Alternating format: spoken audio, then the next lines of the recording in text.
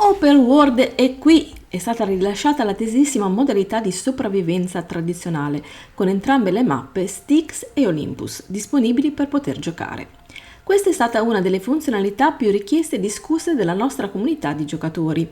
Open World fornirà la tradizionale esperienza di sopravvivenza mettendoti in una battaglia contro gli elementi e i predatori del pianeta. Il tuo unico obiettivo è sopravvivere alle sfide di Icarus il più a lungo possibile. Potrai scegliere tra la mappa completa dell'Olimpo di 64 km², precedentemente disponibile come avamposto, o la mappa completa di Styx. Saranno disponibili più punti di rilascio in diversi biomi. La sessione, gli edifici e le risorse saranno persistenti senza timer o scadenza di cui andarsi a preoccupare. Le tempeste possono danneggiare i tuoi edifici, ma solo mentre stai giocando. Il pianeta è pieno di pericoli, con tempeste, boss nel mondo, orde di predatori, insieme a feroci tempeste da affrontare. Puoi scegliere la tua difficoltà, ma non c'è opzione per un ambiente privo di minacce, quindi sei sempre allerta.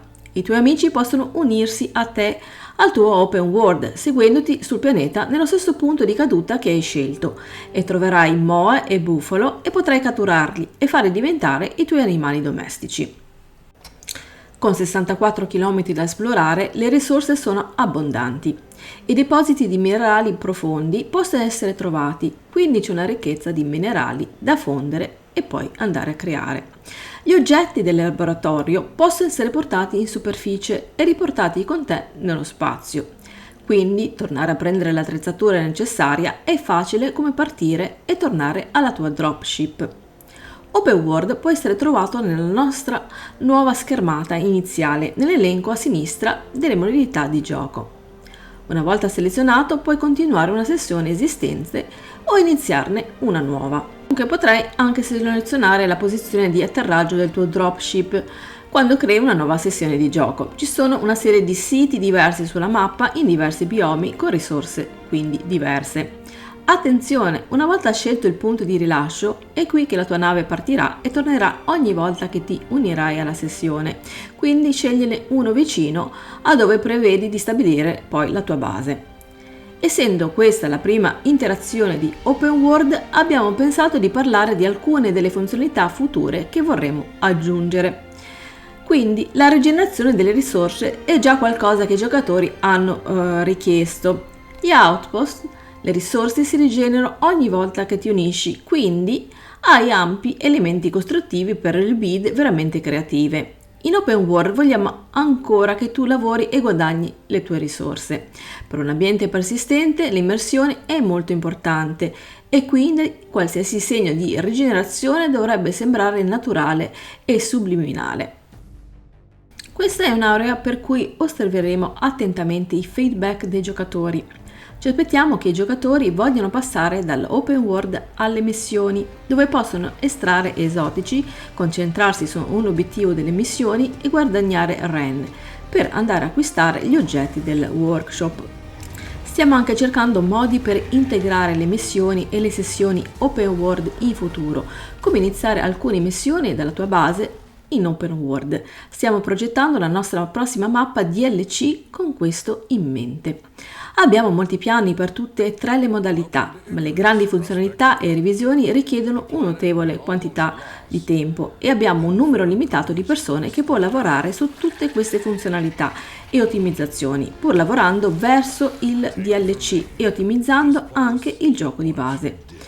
Uno di questi è il decentramento dei dati o server dedicati, che è qualcosa che vogliamo ottenere correttamente in modo che la transizione sia fluida da applicazione coerente a quella nuova. Stiamo finalizzando questo processo e ci stiamo preparando per un test pubblico che avverrà molto presto. Queste ragazzi sono le principali novità che hanno introdotto in questo gioco, ossia Icarus. Come avete capito è stata introdotta una nuova modalità, quindi una nuova possibilità di andare a giocare il gioco, ossia l'open world. Vi ho spiegato un po' i punti principali, ora vediamo le varie differenze tra le tre modalità. Dunque, allora andiamo a vedere le differenze tra una modalità e l'altra. Vedete che per l'open world andremo a analizzare la colonna, quindi questa qui di sinistra, possiamo andare a giocare interamente tutta la mappa. Avremo poi le zone di drop, i world boss da andare a fare, infine le mount, lo horde mode e il deep horde deposit. Poi guardate tutte le altre differenze tra una modalità e l'altra.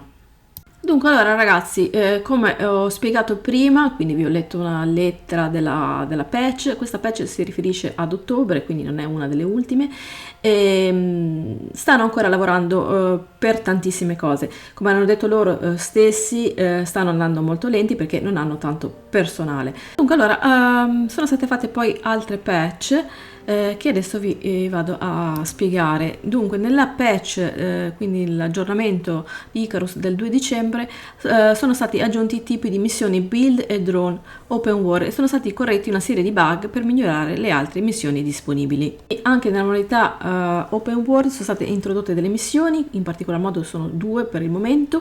Costruisci: i giocatori devono costruire una torre di guardia e posizionare un faro fornito su di essa. Una volta posizionati, i giocatori riceveranno un piccolo buff in un'area intorno alla torre di guardia fino a quando il faro non verrà distrutto. E la missione droni: i giocatori hanno un tempo limitato per trovare e caricare i dati da un drone precipitato. Una volta attivato, il drone attirerà probabilmente le creature vicine, quindi dovremo andare a difenderlo. Inoltre sono state anche aggiunte una nuova serie di fortificazioni in legno. Questi pezzi includono muri, cancello interattivo, rampe e passerelle e punte che possono essere attaccate al muro e infliggere danni in caso di collisione con qualsiasi creatura li vada a caricare. Ora ragazzi, passiamo all'ultimo aggiornamento di Icarus, quindi del 9 dicembre 2022. Si tratta del 52esimo aggiornamento, vedete quanti ne hanno fatti. Questa settimana tutti i dati verranno migrati sui computer locali dei giocatori, allontanandosi dalla dipendenza dei fornitori di CLUD, consentendo alcune nuove funzionalità e garantendo che la comunità di giocatori possa possedere i propri dati di gioco in modo permanente.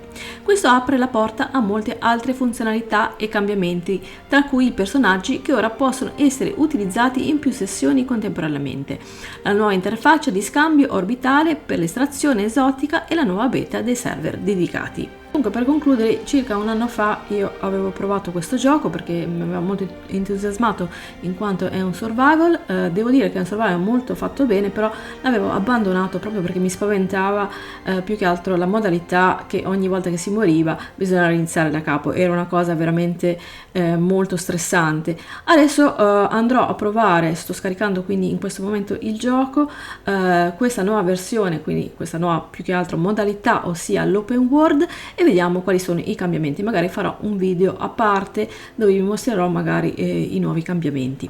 Ok ragazzi, per oggi è tutto, vi ringrazio di aver visto, come sempre vi chiedo un bel mi piace e se ancora non l'avete fatto iscrivetevi al canale. Ciao a tutti e alla prossima!